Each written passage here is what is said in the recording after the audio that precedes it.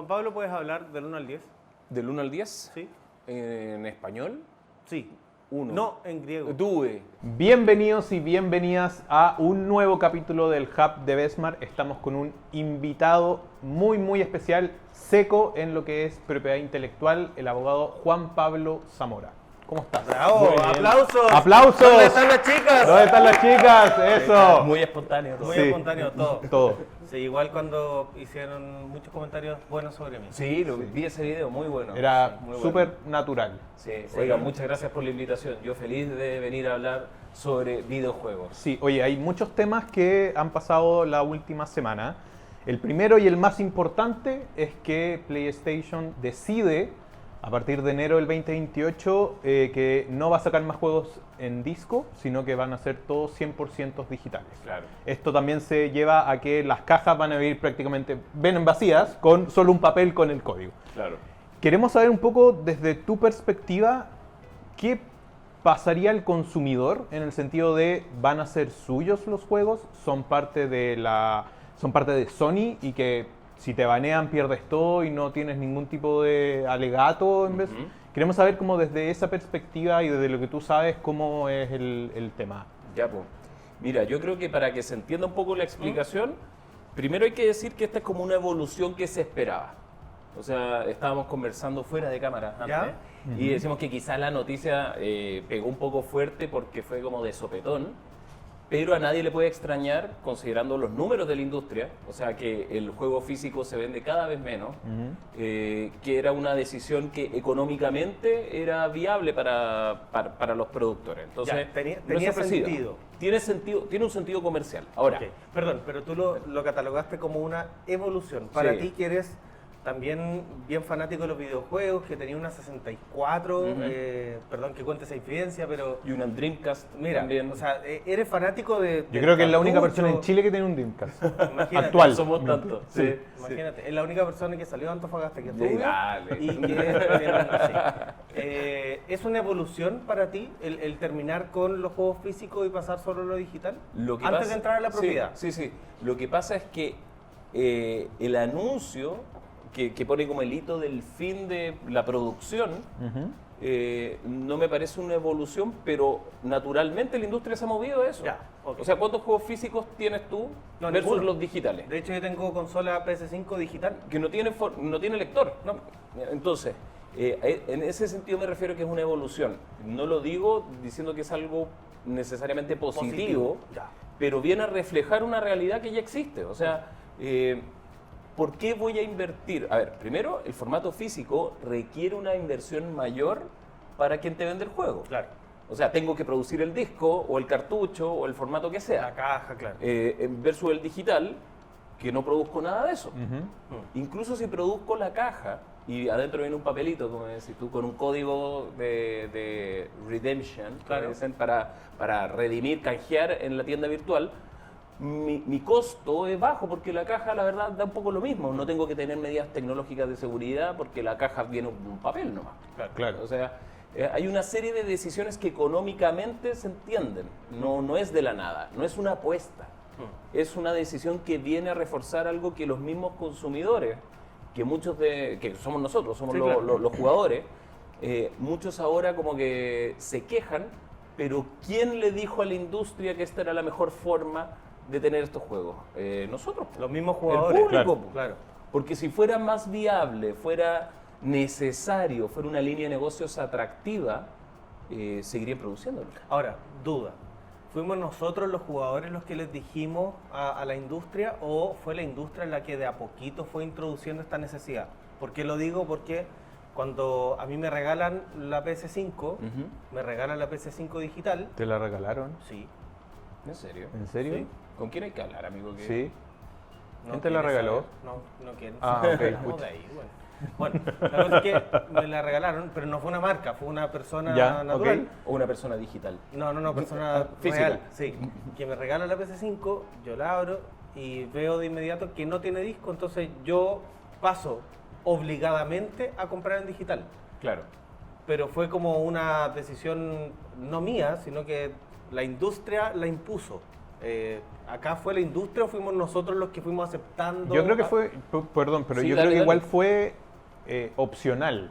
Por algo PS5 sacó digital y disco. Claro. Entonces al final era el que quiera comprar con disco y quiere seguir coleccionando. Yo tengo creo que cerca de 20, de entre PS5 y Nintendo. Ujú. Ahí hay 20 cajitas, ¿cachai? Pero ahora yo también empecé a adoptar comprar juegos en digital, porque ya no hay, cuesta mucho encontrarlo. De hecho, yo tengo Xbox también y encontré un juego de Xbox solo para tener una caja. Y ya no hay, porque obviamente ellos se enfocaron en lo que es Game Pass, que ahora acaban de decir que no es muy buen negocio. Pero yo creo que fue adoptando decir, a ver, probemos cómo nos funciona una consola sin disco.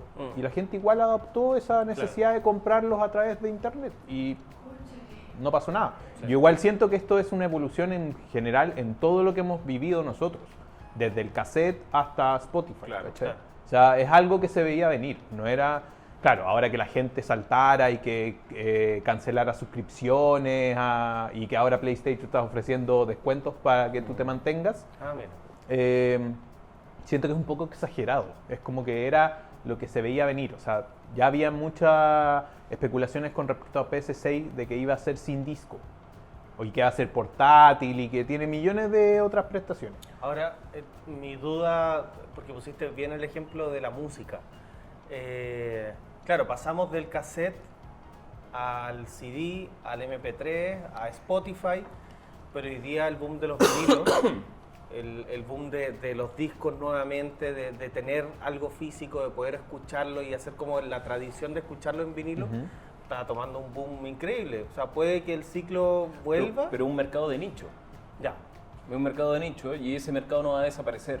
Mm. O sea, yo creo que pues, esta es la política que Sony anunció, Ujú. pero no me parecería raro que otras empresas mantengan la disponibilidad de un Claro. puerto o de un lector para el formato físico pensando en el mercado del coleccionista. Ya.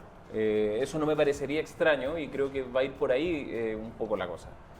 Porque también el valor agregado que tiene el formato físico son cosas que no te lo puede dar la tienda virtual. O sea, que venga un libro, por ejemplo, me acuerdo una colección para Play 3 de Metal Gear Solid, que venían todos los juegos, como una antología. De hecho, rescataron recién del Play 3 Metal Gear 4, porque Sí. no estaba en ninguna parte y era muy difícil adaptarlo. Bueno, esa colección venía con un libro de arte Ya. físico.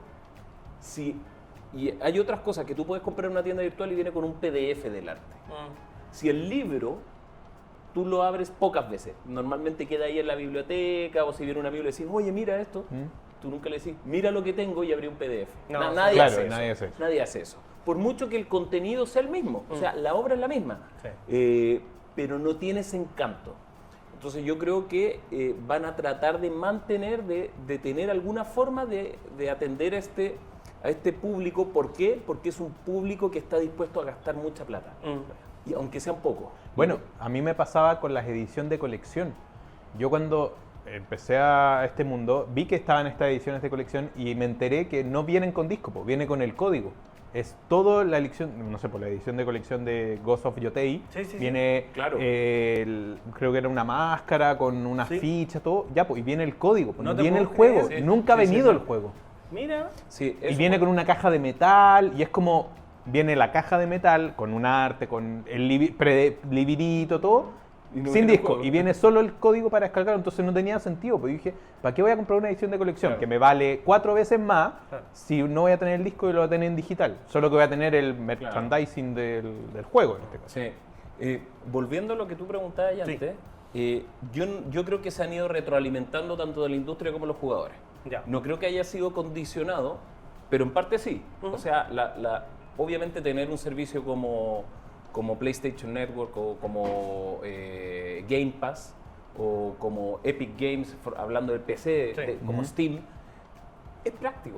O sea, tú estás ahí echado y querés cambiar de juego sin levantarte. O sea, los controles ya no tienen cable. Sí, claro. Y cambiar de juego, tener que pararte, abrir Sí, el pues. cajón donde está el cartucho o el CD, ponerlo, que tenga un error de lectura, Claro. que no sé qué. Tiene una serie de complicaciones que uno muchas veces prefiere de un menú, sin pararme, poder cambiar de juego. Y la gente opta por esas cosas también. Ya. Cuando tú... Hay muchas personas todavía tienen bueno, quizá hoy día ya no, pero hasta hace poco tiempo tenían la posibilidad de reproducir música, ocupando el ejemplo de Javier, en formato físico, pero igual ponía ahí el Spotify nomás. Tenía ahí la radio ahí, pero ponía Claro. ahí un celular. Sí. ¿Por qué? Porque cambiar de canción implicaba poner Sacar el el CD, disco. buscar la canción, o con el cassette peor, adelantar o retroceder, Además, dar vuelta al cassette si no tenía como el play por ambos lados. Entonces, ¿hay ventajas? Obviamente sí, pero también hay desventajas. Y aquí yo creo que la industria, volvamos como era antes, como para explicar un poco esto de evolución entre comillas. Ok. Tú antiguamente comprabas un juego que venía en un soporte físico. Ese soporte podía ser disquete, podía ser cartuchos, podía Claro. ser CD, DVD, etc. Ahí el jugador compraba dos cosas. Por un lado, compraba la obra, que es el contenido de ese soporte, Ya. y compraba el soporte. Ujú. En realidad la obra, el juego mismo, no lo compraba. Nunca lo compró. Siempre tuvo una licencia de uso de esa obra. Ya, ok. Porque cuando tú comprabas, por ejemplo, el Mega Man 5 en Nintendo, Nintendo NES, digamos, en un cartucho, tú no tenías los derechos para explotar comercialmente Mega Man 5 Claro, o el para juego hacer no- otras copias y Ok, perfecto. comercializarlas. El juego no era tuyo. No era tuyo, tú no eras dueño de esa obra, tenías permiso para reproducirla bajo ciertas condiciones, ¿ok? Y obviamente podías ocuparla, podías jugar, Sí. pero no podías hacer copias tú en tu casa. Obviamente había un problema de tecnología, nadie tenía un copiador de juegos de cartucho de Nintendo, Claro. pero con PlayStation, que venía en CD y todo el mundo tenía lectores y quemadores de CD, yo no tenía derecho a copiar el juego, o sea, podía copiarlo como respaldo para mí. Pero Eso no es para legal, comercializarlo. Pero no para comercializarlo, ni siquiera para prestarlo. Ujú. Y ahí no teníamos la distancia tecnológica, sin embargo no tenía ese derecho. Claro. Entonces, sobre la obra que venía en este soporte, yo nunca fui el dueño. Pero sin embargo, sí era dueño de un soporte físico. Claro. El cartucho era mío. Si yo quería tirarlo por la ventana, derretirlo, ocuparlo de posavasos, prestárselo a mi amigo Kevin, darlo por perdido porque no me lo iba a devolver, o cambiarlo porque ya me había pasado ese juego, qué sé yo era libre. Porque respecto de ciertas cosas existe lo que se llama el agotamiento del derecho. Ya. Ya. Cuando uno compra, por ejemplo, una tienda, te vende un polerón. La tienda hasta antes de la venta controla lo que hace con ese polerón. Ujú. Y puede decir, ¿sabéis que este polerón yo lo voy a vender solo a socios de mi tienda? No va a ser un polerón dispuesto a todo el público, Perfecto. sino que solo a Sí. gente de tal plan. Ujú. Y gente de tal plan que cumpla ciertos requisitos. Y qué sé yo, puedo hacer lo que quiera. Ya. ¿Ya? O sea, Puedo- tú tienes de tal forma control el absoluto. control del polerón. ya. Absoluto. Puedo decir, este producto no se vende. Se lo voy a regalar al Claro. suscriptor que Perfecto. lleva tanto, ¿cachai? Ya. Control absoluto. Pero una vez que se lo paso a ese comprador, él decide qué hago, qué hace con ese polerón. Y ahí yo pierdo el control básicamente. Porque se agotó tu derecho. Ujú. Entonces, si yo voy al supermercado o a una tienda y compro algo de una marca, esa marca hasta antes de esa compra controlaba si es que le gustaba estar solo en un tipo de supermercados o en otro. Pero si yo voy, compro legalmente, de forma legítima en el mercado formal, producto, yo puedo decidir venderlo en otro lado, que no respete la línea comercial de esa tienda. Porque ya es tuyo. Claro. Entonces imagínate, por ejemplo, que hay una alianza comercial entre, no sé, estamos hablando de Sony, entre Sony y Bestmart. Y Sony dice, yo en Chile solo vendo en Bestmart. Imagínate que pasara eso. Yo, Juan Pablo, vengo a Bestmart, les compro 100 unidades de PlayStation y las vendo en un kiosco. Sony no tendría nada que hacer. Claro, nosotros y nosotros tampoco podríamos hacer algo. No, pero ustedes nunca Ahora- fueron dueños de la marca, entonces por Claro. eso lo importante es Sony. Sí se transgrede un derecho en este mismo ejemplo si es que tú, Juan Pablo, lo vendes en un kiosco y te catalogas o te publicitas como reseller oficial, por ejemplo. Claro, ahí sí. Ahí sí se está Ahí sí. transgre- Pero si yo digo, yo no soy oficial, no estoy No, autorizado, yo estoy vendiendo nomás.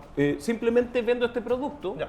Y no tengo por qué seguir los lineamientos Sony, pues, ¿cachai? Claro. Si Sony dice nunca se apilan las cosas una arriba de la otra y yo las apilo, Da cosa lo mismo, mía, no va a ir alguien de Claro. Sony y decirte, oye, esto está mal. Nunca tienes que estar la consola al lado de otra consola, por ejemplo. Como decisiones comerciales que son habituales con las empresas, ¿cachai? Que en mi anaquel solo estén productos míos y si es que tú vendís de otro producto, tiene que estar en una Estantería repisa, distinta. claro, distinta. Yo los puedo mezclar todos. ¿Por qué? Porque yo no... Se agotó tu derecho. ¿Ya? Ya. Eso ya no ocurre. Cuando yo saco el formato físico de la conversación, solo queda la licencia, el permiso para usar la obra. Claro. Pero tú ya no tienes la libertad como usuario de guardar Prestarlo eso, o prestarlo, claro. llevarlo a la casa de tu amigo, jugar en esa consola. Yo me acuerdo, por ejemplo, en los tiempos del 64, que esa consola, para la gente que no lo sepa, tenía 4 puertos para controles. Sí. Entonces, era una consola enfocada en el multiplayer local. No había conexión a internet para esa consola. Claro. Pero jugábamos de a 4 muchos juegos. Y dependiendo de, no sé, había gente que tenía, no sé, en el Smash Brothers desbloqueados más personajes. Entonces alguien decía, oye, trae tu juego Claro. para que podamos jugar con Con todos los todos los personajes. personajes. ¿Cachai? Y así una serie de cosas. Entonces yo iba a la casa de mi amigo y llevaba yo mi juego. O él venía a mi casa y traía él con su avance en el Ocarina of Time. Eso ya no puede pasar. Porque si yo voy a la casa de mi amigo, no le puedo decir, oye, entra con Mi cuenta y abre el juego. En tu cuenta, abre mi juego. Claro. No se puede. Porque, y aquí viene el tema del control. Cuando yo elimino el formato físico, elimino en los hechos el agotamiento del derecho. Mi derecho nunca se agota como empresa que te da el juego. Sino que yo pongo las condiciones y si te digo que tú me puedes comprar el juego pero es intransferible, en realidad lo que te doy es un permiso de uso. Perdón, Claro. y esta falta de agotamiento del derecho, o falta de agotamiento del control de la empresa sobre el juego, puede implicar que el día de mañana te diga, este juego no se juega más, Claro. y te lo apaguen. Ya ha ocurrido. Ya ha ocurrido, por ejemplo. Con películas pasó. Y con juegos también. Oh my God. Por ejemplo, ¿se acuerdan que ya mencioné Metal Gear? Kojima estaba preparando un Silent Hill, que salió un demo en Sí, PlayStation 3. Que se llama PI, creo. PT Silent, PT, eso. Silent Hills. Y era Norman Reedus, que después actúa en Death En Stranding. Death Stranding. O sea, no actúa, pero actúa. Y tú das vuelta en una casa. Eran como Sí, me acuerdo. 5 o 6 veces que das vuelta. Cuando se bajó esa demo, nunca más se pudo acceder. Y tú no la puedes sacar de la consola. Si tú te la bajaste en tu consola y no borraste ese demo, todavía puedes jugarlo. Pero no puedes sacarlo de ahí. No. Y ahora también aparece el candadito. De repente aparece en la pantalla de Play, aparece un candado arriba y es como, Lo ¿quiero descargaste, acceder? pero ya no te claro, abre. no te abre. ¿Por qué?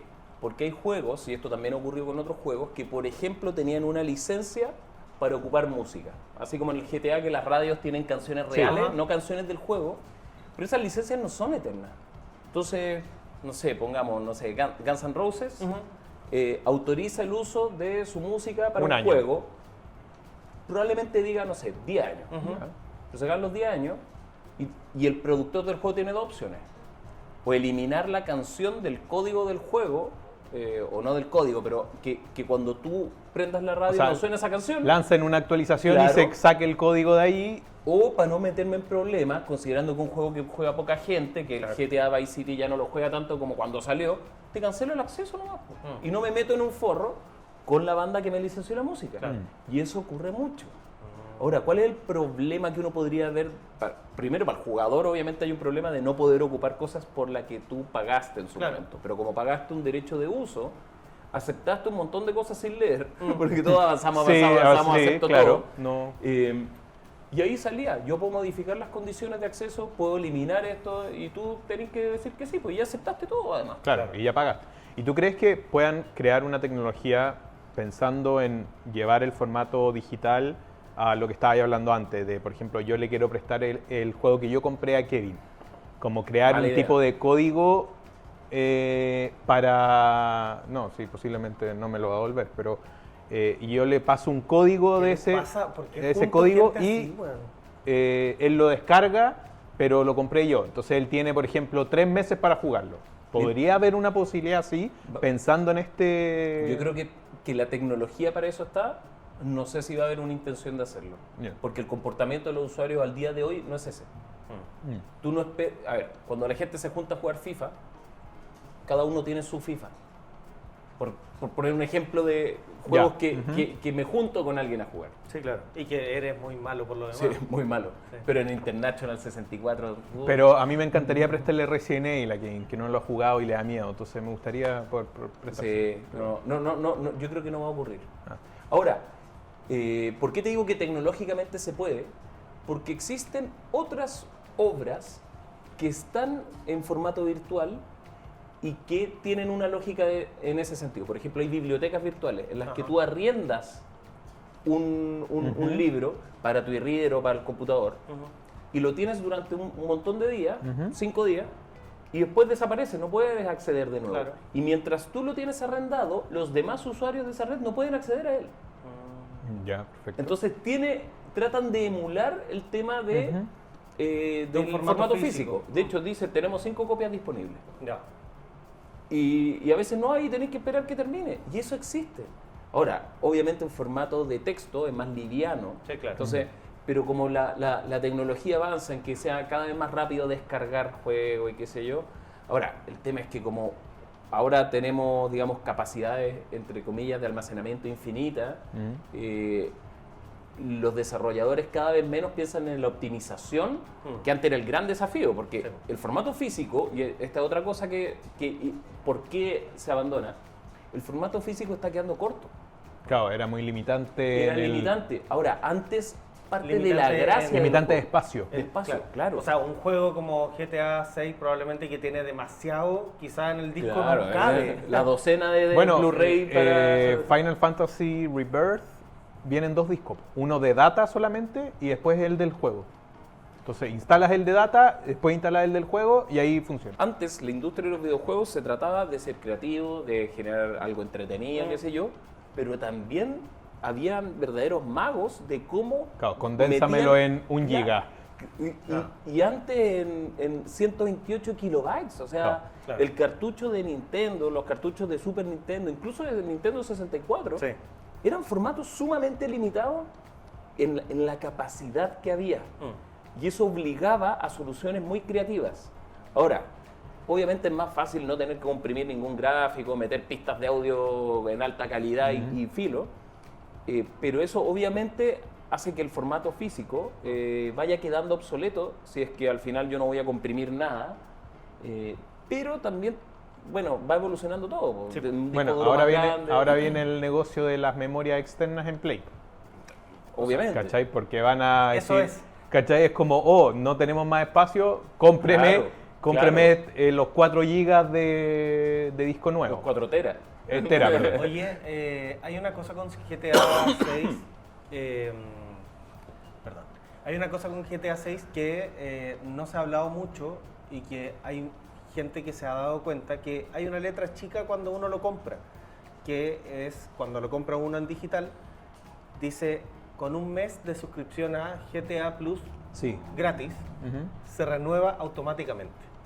Esa suscripción, o sea, va a costar plata y hay mucha gente que no tiene idea de que está pasando eso. Es normal que ahora los juegos además vengan con suscripción, o sea, vengan como casi una especie de arriendo mensual para poder hacer cosas en los juegos. ¿Eso se está haciendo en la industria? Yo te diría que más allá de los juegos se está haciendo en las mi- industrias en la tecnológicas. la microtransacción dentro del propio juego. también. ¿No? Y el tema de una versión pagada de algo que normalmente, no vamos a decir que el juego es gratuito, pero que uno supone que el pago del juego te da todo, Ujú. ya, no, es normal. Y muy pocos servicios de suscripción actualmente te permiten, no se renuevan automáticamente. O sea, tú quieres contratar en una plataforma de streaming y te puede decir ya un mes cuesta tanto y te dice, entre paréntesis, esto se renueva automáticamente.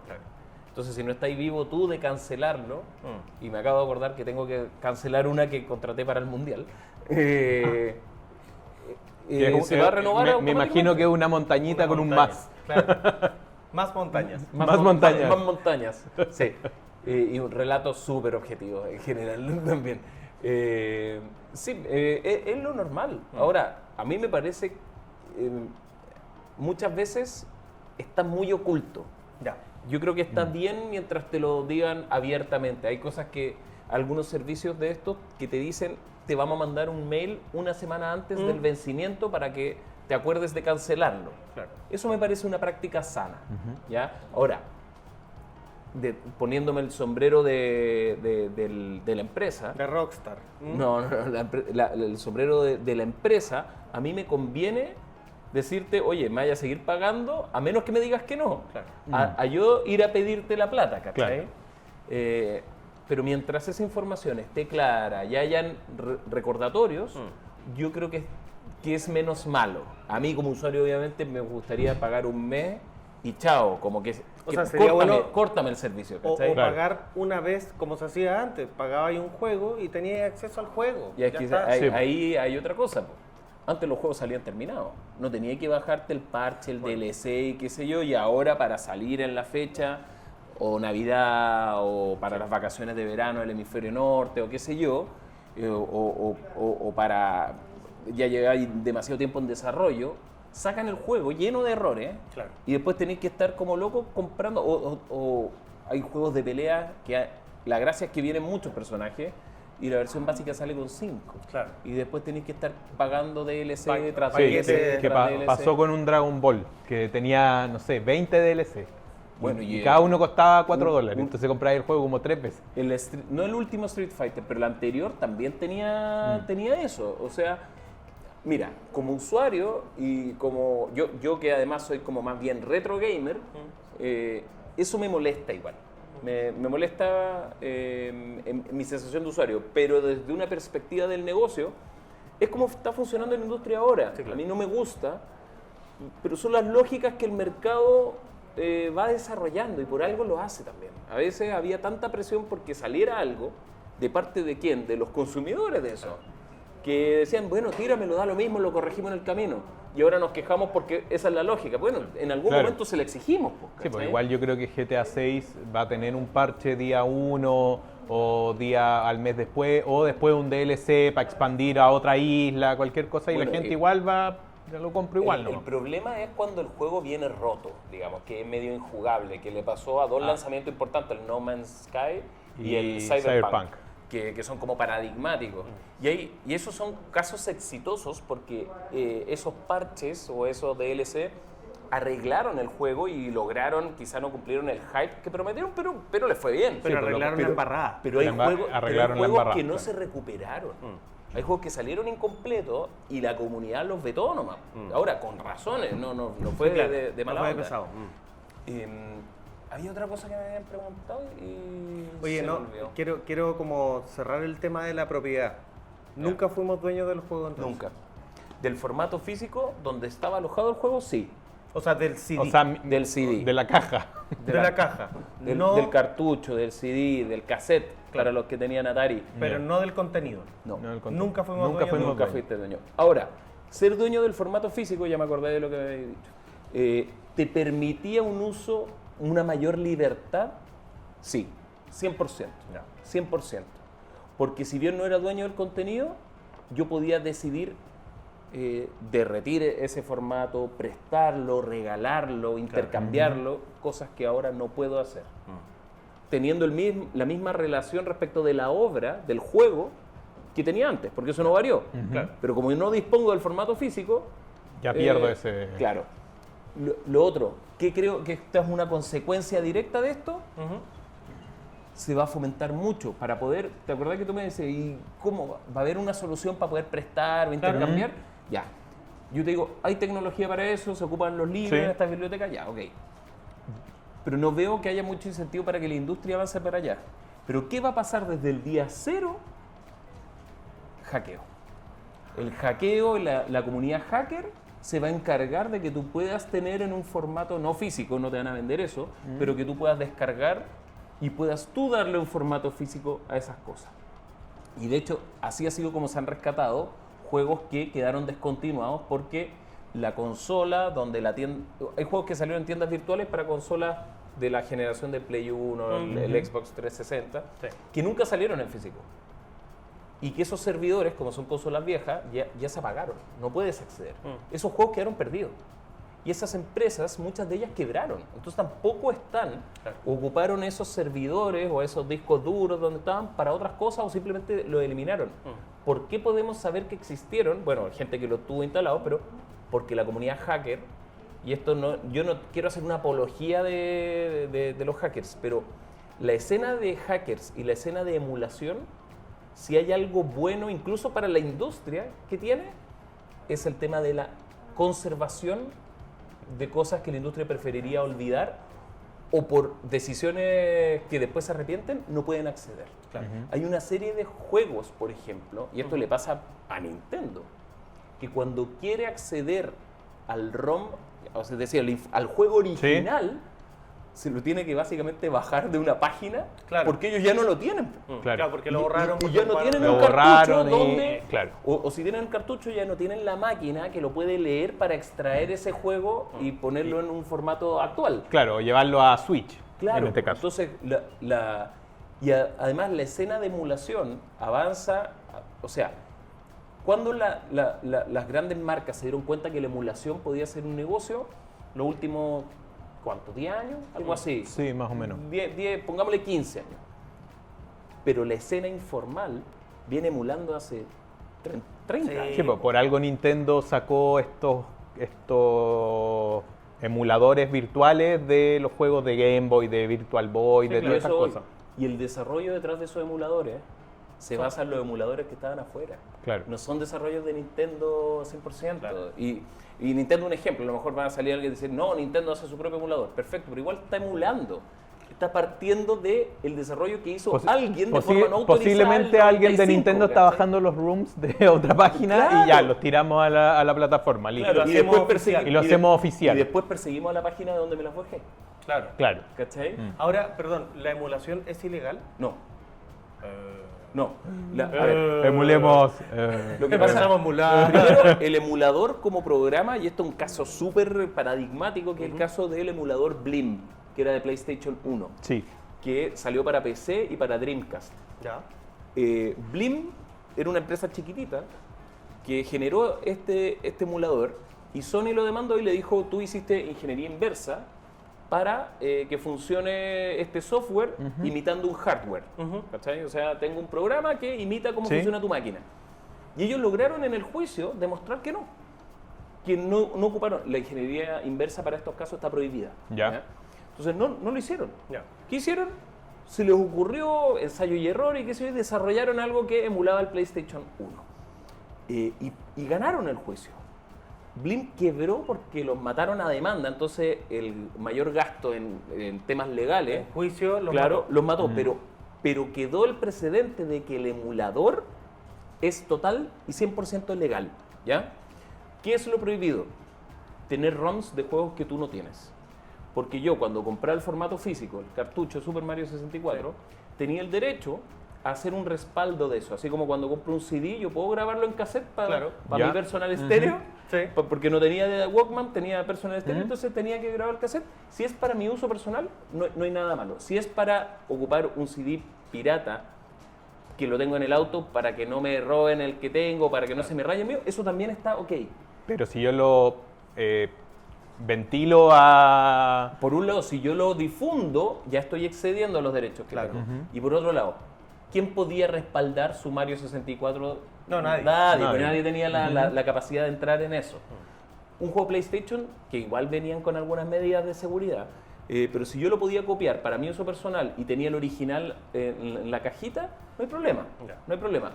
El tema es que, como nadie podía acceder al contenido de los cartuchos, ¿qué hacía uno? O la gente los bajaba de página y decía, ya, me voy a bajar Pokémon Blue, tengo el Pokémon Blue. ¿Y cómo será el Pokémon Red? Pero no me quiero comprar el mismo juego. Entonces te bajabas un juego que no era el que tenías. Eso es ilegal. Eso es ilegal. Y jugar esos juegos que no tengo en un emulador, obviamente ilegal, pero por el juego, no por el emulador. O sea, el emulador es legal. El contenido del emulador no. Tan legal es que las mismas empresas se emulan a sí mismas, porque no tienes un hardware de Wii en Claro. Wii U. Sí. Y sin embargo, Wii U puede jugar de forma nativa Wii. Y GameCube también, o sea, Wii jugaba, podía Sí. correr GameCube, por lo menos algunas versiones. Y PlayStation 2 era retrocompatible con PlayStation 1. Claro. Bueno, y Ya, pero PlayStation 5 es con PlayStation 4 Claro, y así. y PlayStation 5 es compatible, es retrocompatible, puedes jugar juegos clásicos, pero ya no tenés ni lector, po. Entonces, Claro. obviamente está emulando. Claro. Ya, la Porque, emulación es legal. porque las otras cosas tenían un hardware que era compatible. Claro. Pero si yo ahora puedo jugar Pokémon Bloom en Nintendo Switch, es emulación. Claro. La emulación es legal. La emulación, eso ya está decidido. El tema de los ROMs es lo difícil. Por eso, si alguien medio busquilla se mete a buscar, las páginas nunca escondan que tienen emuladores. Las páginas lo que hicieron cuando recibieron demandas de Nintendo, Sony, Sega, es bajar los juegos. Claro. No el emulador. Porque el emulador ya está consagrado de que es legal. Sí. Pero igual ahora si ponís Rooms Nintendo aparecen No, pero está 70 todo páginas. apagado. Sí, po. Sí, pero antes aparecían 500.000. Ya, claro. Pero Ahora, ¿cuál es la gracia de estas comunidades informales? Que en respecto de juegos antiguos, por ejemplo, no todos los juegos que se lanzaban en Japón llegaban a todo el mundo. Sí. Claro. Y algunos llegaban, o sea, alguien compraba un cartucho en Japón, se lo traía y era un RPG y venía en japonés. Po. Imposible jugar un juego basado en el texto que viene en kanji, po, si no leemos eso. Entonces la comunidad traducía y generaba parches. O hacía localizaciones de juegos, porque además habían en ese tiempo medidas tecnológicas. El cartucho japonés no le hacía Sí, a la sí. consola americana, o las cosas europeas en PAL se veían mal en en NTSC. Claro, entonces se generaba todo esto para poder acceder a contenido que no había llegado. Eso tiene un valor de conservación histórica. Claro. Y que ha hecho que... Que era ilegal igual. Era ilegal, o sea, Sí, depende, claro. porque si el dueño del cartucho era el que empezaba a trabajar en esto, claro.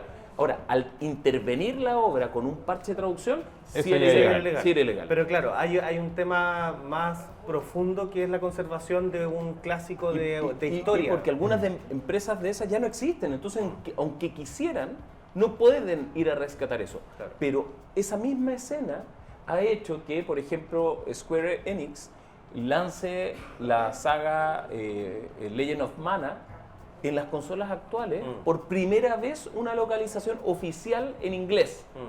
Porque estaba solo el primero, que en realidad el 2, porque el primero es de Game Boy, pero saca el Legends of Mana 3 y no solo saca el clásico, sino que saca una versión nueva. Y así con los Dragon Quest y qué sé yo. O sea, presionan a la industria para decir, oye, si sacamos esta cuestión, hay prototipos que no salieron y estaban terminados. Un caso muy interesante el de Star Fox 2, que estaba Sí. listo. Y la primera, y el ROM circulaba, pero la primera vez que sale oficialmente es la Super Nintendo Mini, que era un emulador. Claro. Era un emulador oficial, pero ahí viene Star Fox 2. Ese fue su lanzamiento oficial. Y ese ROM estaba circulando desde el 98. Entonces, al final, es nocivo. Yo no estoy fomentando la piratería. Pero de alguna forma también le pone presión a la industria. Como para que se ponga a tono. Ponme Claro. tono, dame acceso a juegos que salieron hace mucho tiempo. Clock Tower, otro ejemplo de un juego. O juegos de que Super nunca Nintendo. llegaron acá y Clock que uno Tower, ni los po. conoce. Y ahora sale en una versión clásica, pero también en una versión remake con tecnología nueva, con nueva música. Claro. ¿Cachai? Y eso obviamente es positivo para la industria, Claro. porque llegas a nuevos jugadores y qué sé yo. Otras cosas que están ahí en el borde, cosas como Mugen, este motor para juegos de pelea, que la gente inventa personajes, que obviamente todo eso es ilegal, pero yo no puedo inventar a Goku, Claro. desarrollar un Sí. personaje de Goku, meterlo en un juego y... Ahora, es gratuito, entonces no hay un tema comercial, Claro. pero eso no hace que no haya infracción, ¿ya? Mm. Hace que quizá la sanción sea bájalo nomás en vez de te multo. Ya. No me perjudicaste económicamente. Pero si hubiese comercialización, ahí, Ahí sí, sí. claro, ahí sí. Y por el solo uso no autorizado también pueden haber sanciones. ¿Sí? Mira. Pero un poco menos grave. A lo que voy yo es que cosas que parecían imposibles, como esta Mugen que mezclaba distintas sagas, distintos personajes, ¿qué hace Nintendo? Lo recogen en Smash Brothers y aquí podéis tener a Luigi peleando contra Ken, contra Solid Star Snake. Fox y... ¿Cachai? Antes era solo de Nintendo. Antes las cosas eran muy... en mi industria, ya, Sí, po. de repente, ya, Marvel vs. Capcom. Pero... Súper había cerrado. matado. Ahora tenía Terry Bogard en el Street Fighter. Pues es una cuestión que para los noventeros es como, ¿qué? Claro, y ¿Cómo lo FIFA en Street Fighter también. O sea, ¿cachai? Al final, de nuevo, hay una retroalimentación entre Pero la eso comunidad de los nació, jugadores. claro, nació desde los piratas. Claro, y Claro. ahora posiblemente de aquí a enero 2028 va a salir otra cosa y ahí la industria va a decir, ok, lo vamos a agarrar y lo hacemos legal. Claro. Otro ejemplo muy, muy bueno, me estoy extendiendo mucho, ¿no? No, pero... No, dale. Termina con este ejemplo porque ya son las 9 de la mañana del otro día. Claro, llevamos 24 horas. Claro. Metroid es una saga, muy querida de Nintendo, Ujú. pero no es una saga muy popular. A nivel de venta, a nivel de... Pero muy querida, muy de culto. El primer Metroid es de Nintendo. Después sale el Metroid 2 en Game Boy, el antiguo. Return of Samus. Y después sale el Super Metroid, que es como un juego que fue un hitazo. Ese sí fue comercialmente muy bueno. El tema es que Metroid 2 había quedado en esta consola portátil y debe ser del año 91 ese juego más o menos, en blanco y negro, qué sé yo. Y la gente quería un remake de este Claro. juego y no salía. Y una persona, un argentino, empezó a trabajar, estuvo 10 años trabajando en un remake que se llama Another Metroid 2 Remake, Ya. AM2R. Ujú. Y él lo hace él solo. Es como para PC, ¿cachai? Ajá. Un ejecutable, te lo bajáis y lo jugáis. Maravilloso. Con gráficos de Super Metroid, de los Metroid Zero Mission, el Ujú. Metroid Fusion que salieron después. Y lo lanza gratis. A los pocos meses Nintendo le dice, compadre, me bajáis esto. Y un año después Nintendo saca su propio remake del Metroid 2. Bueno, si no me equivoco, pasó algo de parecido 3DS. con Ocarina of Time. Antes de que se anunciara el remake de Nintendo Switch 2, Que se viene a fin de año. que se viene a fin de año, alguien venía trabajando creo que 15 años Sí, y lo con hizo Unreal Engine. Sí, y lo tuvo que... Dijo como, hasta aquí lo dejo. Claro. Solo que el de Metroid salió, la gente lo jugó y muchas personas lo encuentran mejor que el que sacó El que Nintendo sacó después, Nintendo. ¿cachai? Ya. Ahora, eso es súper debatible, pero el punto es, sin ese remake, ¿Nintendo habría sacado ese juego? Claro. Queda ahí el manto de duda, Sí. ¿cachai? Nintendo dijo, este gallo lo hizo y le fue bien, acá hay negocio. Claro, hay Claro. una oportunidad de plata. Sega agarró un cabro que hizo lo mismo pero hizo un juego nuevo. Bueno, este remake también era un juego, una obra derivada, pero un juego nuevo, no era simplemente un port, era un remake, lo hizo de nuevo. Un cabro, también un gallo joven solo, hizo lo mismo con juegos de Sonic clásicos.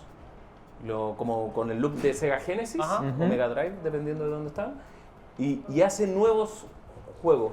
Y acá Sega fue más vivo porque lo que hizo fue reclutarlo y lo puso de director del equipo que se Claro. dedica a sacar los Sonic 2D. Bacán. Claro. Entonces, me parece que Sonic Mania, no me acuerdo cuál era el juego, el director de ese juego es él. Mira. Claro, y en pero la es como tienda si, virtual, si eres mi enemigo, únete. Claro.